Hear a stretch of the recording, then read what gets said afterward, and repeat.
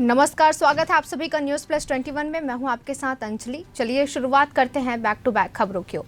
छत्तीसगढ़ के कोरबा से मौसम की अनोखी तस्वीरें सामने आई हैं। एक तरफ ये तस्वीरें लोगों के लिए मनमोहक है तो दूसरी तरफ किसानों के लिए परेशानी भरी है।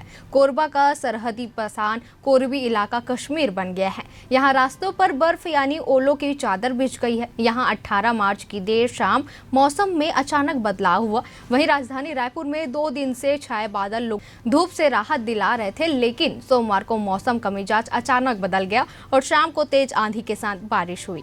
जहां मौसम विभाग ने 19 मार्च के लिए ऑरेंज और 20 मार्च के लिए येलो अलर्ट जारी किया है।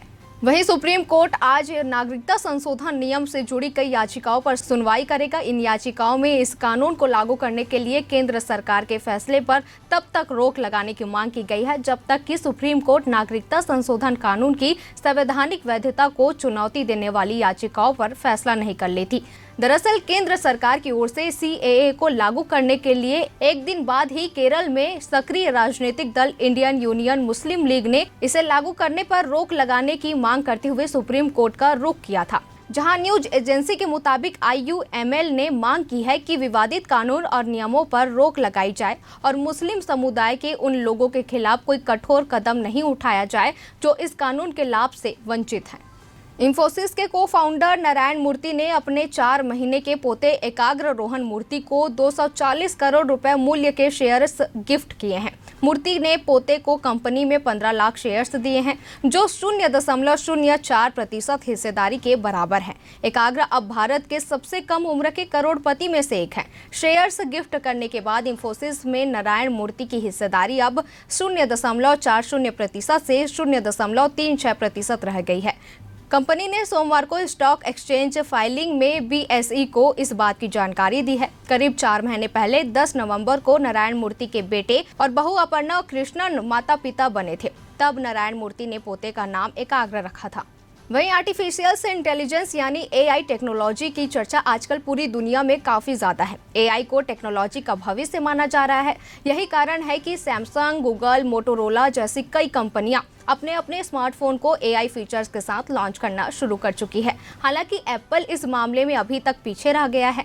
एप्पल ने अभी तक AI फीचर्स वाले आईफोन को लेकर कोई खुलासा नहीं किया है, लेकिन एक लेटेस्ट रिपोर्ट्स के मुताबिक एप्पल आईफोन में जेमिनी का AI इंजन बनाने के लिए गूगल से बातचीत कर रहा है। उनका यह कहना है कि अगर ऐसा हुआ तो यह AI इंडस्ट्री को हिला कर रख देगा।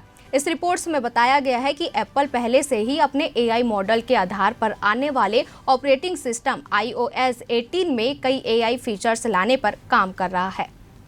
वहीं कंगना रनौत के बेबाक अंदाज को देखते हुए काफी समय से कयास लगाए जा रहे थे कि एक्ट्रेस राजनीति में एंट्री कर सकती है। वहीं अब यह भी कहा जा रहा है कि कंगना लोकसभा चुनाव 2024 में बीजेपी की टिकट पर चुनाव लड़ सकती है। हालांकि इन खबरों की अभी पुष्टि नहीं हुई है। दरअसल आगामी लोकसभा चुनाव 2024 की तारीखों की घोषणा हो चुकी है और इसी के साथ चर्चा हो रही है कि कंगना को बीजेपी हिमाचल में मंडी सीट से मैदान पर उतार सकती है।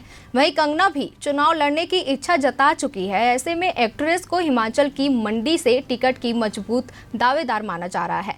सूत्रों के मुताबिक बीजेपी मंडी सीट से उम्मीदवारी के लिए कई नामों पर विचार कर रही है, जिनमें से एक कंगना रनौत का नाम भी शामिल है। वहीं सांप और सांपों के जहर की तस्करी मामले में नोएडा पुलिस ने रविवार को एल्विस यादव को पूछताछ के लिए बुलाया था। कुछ देर सवाल जवाब के बाद पुलिस ने एल्विस को गिरफ्तार कर लिया था और फिर उसे कोर्ट में पेश किया गया था, जहां से उसे 14 दिनों की न्यायिक हिरासत में भेज दिया गया था। एल्विस को अभी जेल में ही रहना होगा, क्योंकि सोमवार को वकीलों की हड़ताल की वजह से उनकी जमानत याचिका पर सुनवाई नहीं हो पाई थी। पुलिस सूत्रों का कहना है कि उनके पास एल्विस के खिलाफ पर्याप्त सबूत है। यही नहीं, पुलिस ने ये भी बताया है कि एल्विस रेव पार्टियों में आखिर सांप का जहर क्यों सप्लाई करता था। दरअसल पुलिस के मुताबिक एल्विस यादव अपनी इस हरकत में से ये एहसास कराना चाहते थे कि उनका स्वैग और भौकाल है।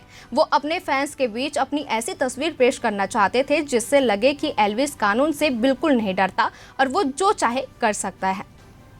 वहीं अगली खबर बॉलीवुड से ये भी आ रही है कि KGF और KGF 2 के हीरो यश अब विलेन बनेंगे, जो रणबीर कपूर और साई पल्लवी स्टारर फिल्म रामायण में रावण की भूमिका में नजर आएंगे। जी हां, आपको बता दें कि इस फिल्म के डायरेक्टर नितेश तिवारी हैं, जिन्होंने दंगल और छिछोरे जैसी हिट फिल्में बनाई हैं। खास बात यह है कि इस रोल के लिए यश को 150 करोड़ रुपए की फीस दी जा रही है। यह हिंदी सिनेमा के इतिहास में किसी विलेन को मिलने वाली सबसे ज्यादा फीस है। मीडिया रिपोर्ट्स के मुताबिक यश KGF 3 की शूटिंग में बिजी हैं, लेकिन इसके बावजूद उन्होंने रामायण को अपनी पहली बॉलीवुड फिल्म के तौर पर चुना है।